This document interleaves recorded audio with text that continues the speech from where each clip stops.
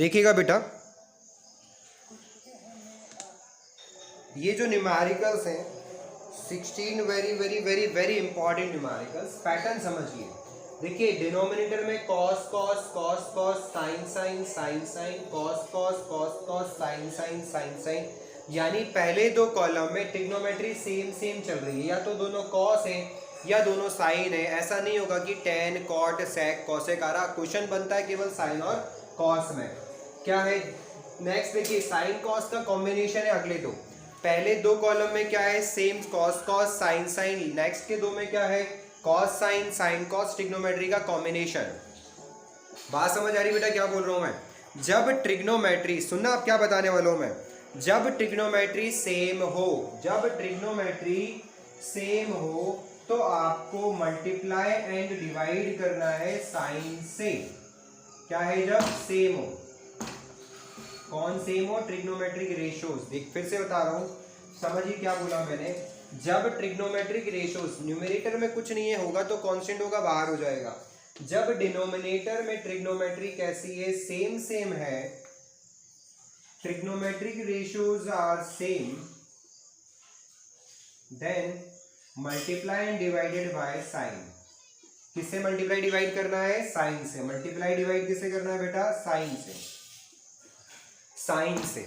अच्छा, जब ट्रिग्नोमेट्री अलग अलग है, ध्यान दीजिएगा, जब ट्रिग्नोमेट्री क्या अलग अलग है, कॉस साइन साइन कॉस के कॉम्बिनेशन है, तो किससे मल्टीप्लाई डिवाइड करेंगे आप लोग? कॉस से।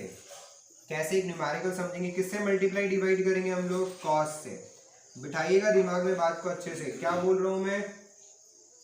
जब ट्रिग्नोमेट्रिक रेशियो सेम हो तो किससे मल्टीप्लाई डिवाइड करना है? साइन से। अभी समझ में नहीं आएगा, अभी दिमाग में बिठाना है सर क्या बता रहे हैं वो वाली बात। जब ट्रिग्नोमेट्रिक रेशियो सेम है तो किससे मल्टीप्लाई डिवाइड करना है? साइन से। जब ट्रिग्नोमेट्रिक रेशियोज अलग अलग है तो किससे मल्टीप्लाई डिवाइड करना है? कॉस से, कॉस से। एक बार आप लोग बोलिए, जब ट्रिग्नोमेट्रिक रेशियोज सेम है तो किससे मल्टीप्लाई डिवाइड करोगे? और जब ट्रिग्नोमेट्रिक रेशियोज अलग अलग है तो किससे करोगे? बैठी ये बात, अब इसके आगे बढ़ते हैं अपन, इस बात को आगे बढ़ाते हैं। जब साइन अंदर एंगल का साइन सेम है, देखिएगा दोनों माइनस है या दोनों प्लस है, दोनों माइनस है या दोनों प्लस है।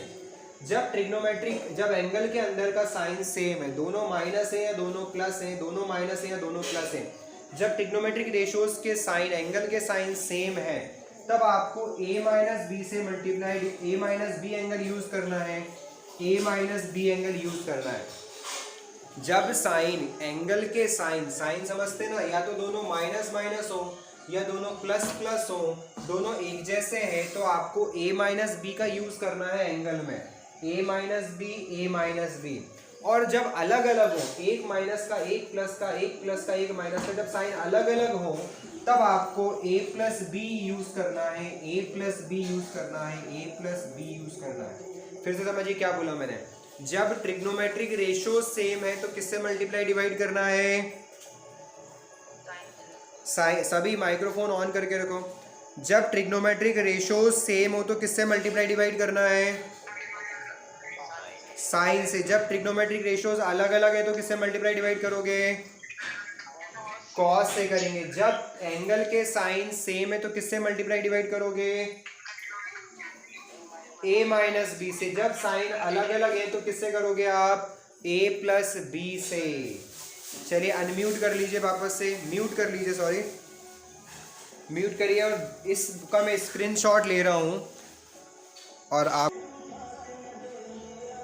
चलिए बेटा ध्यान दीजिएगा, ये है इंटीग्रेशन करना है आप लोगों को। क्या सीखा आप लोगों ने? जब ट्रिग्नोमेट्रिक रेशियोज कैसे हो? सेम, तो हम किससे मल्टीप्लाई डिवाइड करेंगे? Multiply and divided by sine. किससे करना है आपको? साइन से।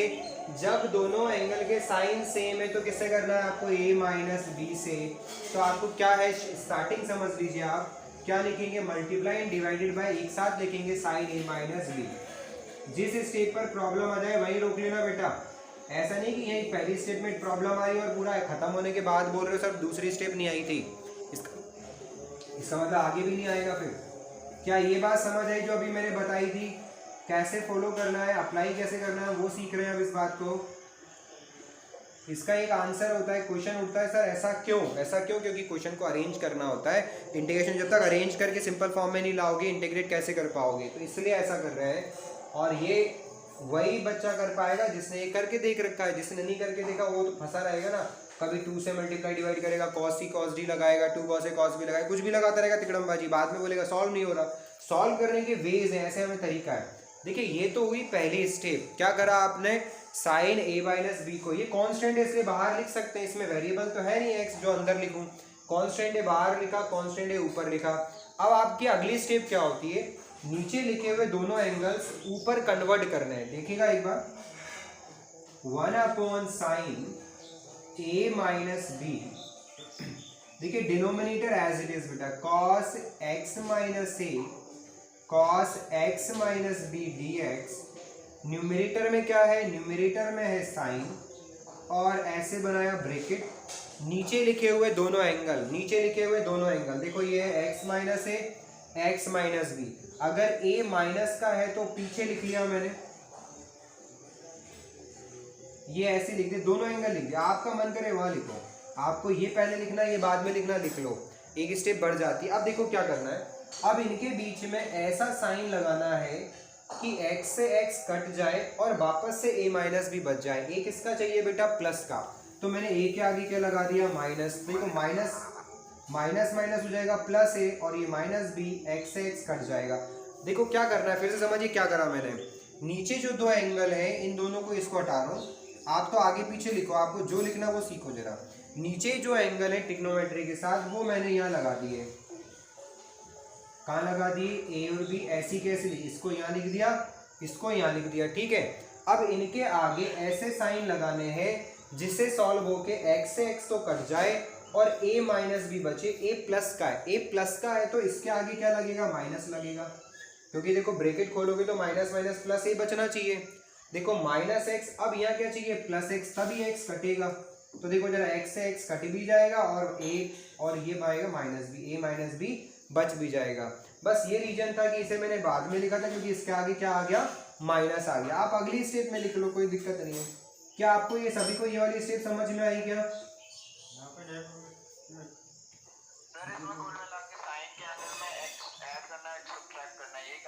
हाँ, आप ऐसे ये रखो, नहीं तो मैंने क्या कहा वो करो, ये नीचे लिखे हुए एंगल है ना, इसको ऐसे ही कैसा लिख दो, नीचे से कॉपी मार दो, ऊपर ये लिखा ये लिखा, और प्लस माइनस एडजस्ट कर दो, ए माइनस भी बच जाना चाहिए। आया क्या हुआ, ठीक। अब देखो क्या हुआ, ये फॉर्मूला बन गया sign A minus B. Positive वाले को पहले पढ़ते हैं, किसका फॉर्मूला हो गया, साइन ए माइनस का बी। क्या होता है फॉर्मूला बेटा, साइन ए का मतलब क्या है, X minus B, sign A cos B minus cos A sine B. क्या आपको ये बात समझ आई? आइडेंटिटी अप्लाई कर दी हम लोगों ने, साइन ए माइनस बी, ए क्या है, प्लस वाले को ए बोलते हैं, माइनस वाले को B, sign A cos B minus cos A sine B. देखिए क्या कर रहे हैं अपन, अब जो डिनोमिनेटर है देखो दोनों के नीचे आएगा, मैंने अलग अलग करके दोनों के नीचे लिख दिया, cos x minus a cos x minus b cos x minus a cos x minus b. इसके आगे मैं बाद में चलता हूँ, पहले आप लोग मुझे बताइए क्या यहाँ तक कोई डाउट है किसी भी स्टूडेंट को? 3 स्टेप किए मैंने, 1 2 3, इन 3 स्टेप में किसी भी स्टेप में कोई डाउट है तो पूछिए मुझसे। आगे बढ़ जाऊं, थर्ड वाला, आशीष भास्कर थर्ड वाला देखो क्या होगा, थर्ड वाला स्टेप ये है, देखना क्या है थर्ड वाला स्टेप।